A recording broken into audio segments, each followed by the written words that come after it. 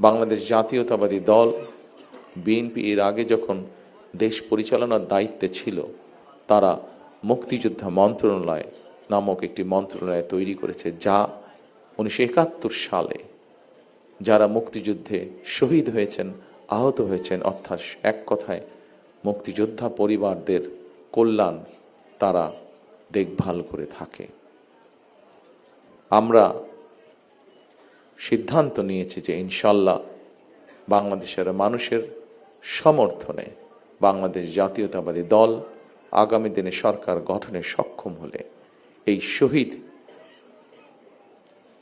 পরিবার যারা আছেন, জুলাই যোদ্ধা যারা আছেন, জুলাই আন্দোলনের যারা শহীদ পরিবার বা যোদ্ধা আছেন, তাদের যে কষ্টের কথাগুলো যে কয়জন ব্যক্তি, যে কয়জন মানুষ তুলে ধরেছেন কষ্টের কথাগুলো, এই কষ্টগুলোকে যাতে আমরা কিছুটা হলেও সমাধান করতে পারি।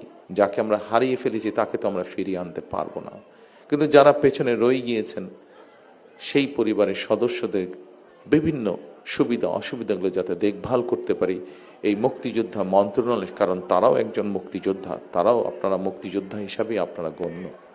71 সালে আমরা 71 সালে এই দেশের মানুষ, মুক্তিযোদ্ধারা এই দেশের স্বাধীনতা অর্জনের জন্য জীবন দিয়েছিলেন।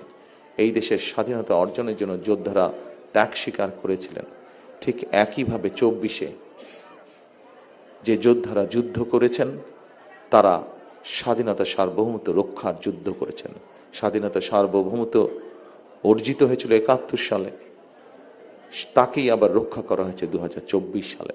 সেজন্যই মুক্তিযোদ্ধা মন্ত্রণালয়ের মধ্যে আমরা আরেকটি ডিপার্টমেন্ট তৈরি করব, যাদের দায়িত্ব হবে এই মানুষগুলোর দেখভাল করা ইনশাআল্লাহ। সম্মানিত শহীদ পরিবারের সদস্যবৃন্দ, সম্মানিত জুলাই যোদ্ধারা, দীর্ঘ 1.5 দশকেরও বেশি সময় ধরে চলা ফ্যাসিবাদী বিরোধী আন্দোলনে হাজার হাজার মানুষ গুম হয়েছে, খুন অপহরণের শিকার হয়েছে। এইরকম অনেকগুলো পরিবারের সাথে গতকাল আমার কথা হয়েছে, দেখা হয়েছে। অসংখ্য অগণিত পরিবার সব হারিয়ে ছিন্ন বিচ্ছিন্ন হয়ে গিয়েছে। শুধুমাত্র জুলাই গণ অভ্যুত্থানেও 1400-রও বেশি মানুষ শহীদ হয়েছেন, আহত হয়েছেন 30,000-এর মতন মানুষ। এই 30,000-এর মতন মানুষের মধ্যে এমন কিছু মানুষ আছেন যাদের সংখ্যা 500-র মতন, যাদের কারো এক চোখ অথবা কারো 2 চোখই নষ্ট হয়ে গিয়েছে, পঙ্গু হয়েছেন অনেকে। জুলাই অভ্যুত্থানে যেভাবে মানুষকে হত্যা করা হয়েছে, 1,500-এর মতন মানুষকে যে হত্যা করা হয়েছে, এটিকে এক বাক্যে স্রেফ আমরা একটি গণহত্যা বলতে পারি। যারা শহীদ হয়েছেন, যারা আহত হয়েছেন, আপনাদের সাহসী ভূমিকার কারণেই ফ্যাসিবাদী চক্র শুধুমাত্র রাষ্ট্র ক্ষমতা নয়, বরং এই দেশ ছেড়ে পালিয়ে যেতে বাধ্য হয়েছে।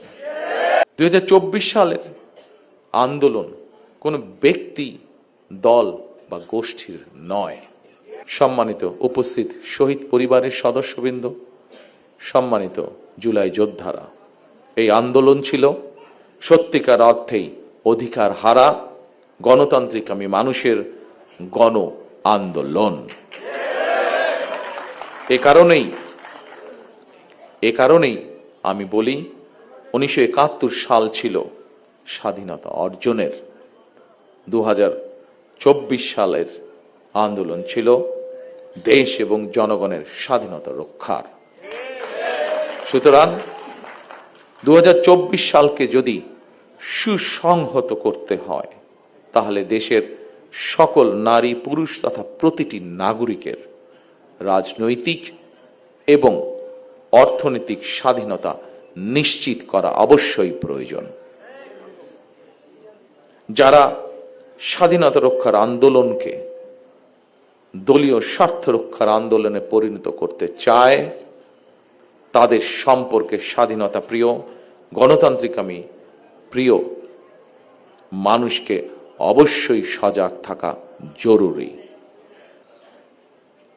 দুইভাবে আমরা গণ অভ্যুত্থানে আহতদের ক্ষতিপূরণ দেওয়ার চেষ্টা করতে পারি। এক, রাষ্ট্রীয় উদ্যোগে তাদের সর্বোচ্চ চিকিৎসা নিশ্চিত করা।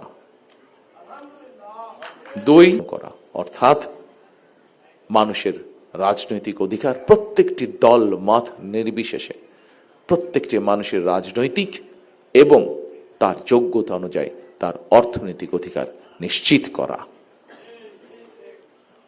দীর্ঘ ১.৫ দশকের বেশি সময় ধরে ফ্যাসিবাদ বিরোধী ধারাবাহিক আন্দোলন এবং ২০২৪ সালে ফ্যাসিবাদ বিরোধী আন্দোলনে বীর শহীদ এবং আহত এবং হতাহতদের প্রতি রাষ্ট্রের অবশ্যই দায়িত্ব রয়েছে।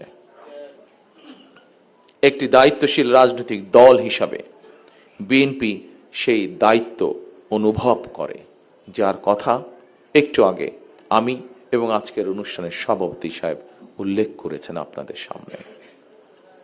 জনগণের রায় বিএনপি রাষ্ট্র পরিচালনার দায়িত্বে পেলে অবশ্যই পর্যায়ক্রমিকভাবে আমরা আমাদের সেই দায়িত্ব, সেই অঙ্গীকার, সেই প্রতিশ্রুতি আপনাদের সামনে এবং দেশের মানুষের সামনে ইনশাল্লাহ পূরণ করব।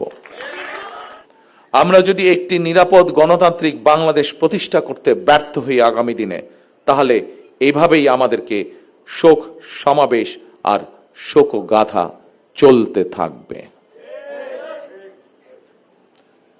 সুতরাং আর শোকগাথা বা শোক সমাবেশ নয়, বরং আসুন গণতান্ত্রিকামী মানুষ আগামীর বাংলাদেশে গণতন্ত্রের বিজয় গাথা রচনা করবে ইনশাল্লাহ।